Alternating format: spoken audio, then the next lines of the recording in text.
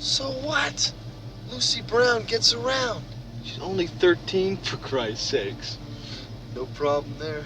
Ollie, you've got a very sick mind.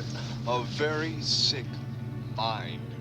This sparkling dialogue, co-written by future Oscar winner Bill Condon and expressed by Dan Shore and Mark McClure, whose most famous roles could be interchanged with Tron and Back to the Future respectively, is typical of the occasionally amusing but tonally wonky and fatuous strange behavior, aka Dead Kids.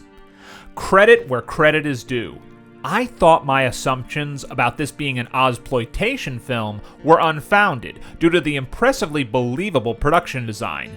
It really feels like we're in the heartland of America, but that's just good old New Zealand patiently waiting for hobbits and orcs to grace its vast plains.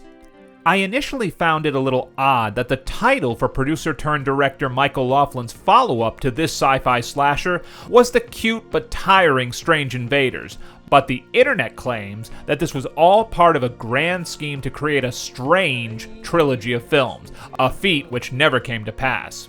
We all gotta strive for something, I suppose.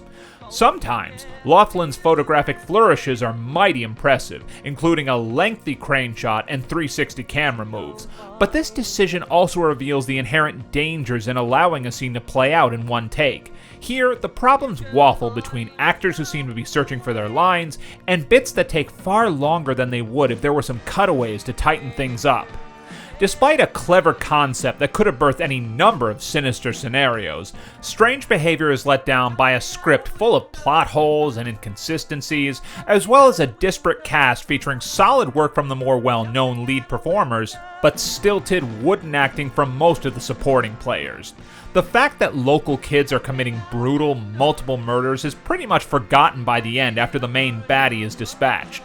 The lack of consequences, as well as a truly baffling decision by one of the female leads to cover up the conspiracy at the center of the plot and then appear to be unaware of any improprieties, is frustrating and annoying.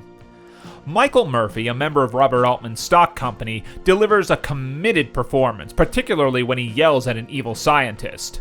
Quit stalling and open the fucking door! Oh, I felt that shit.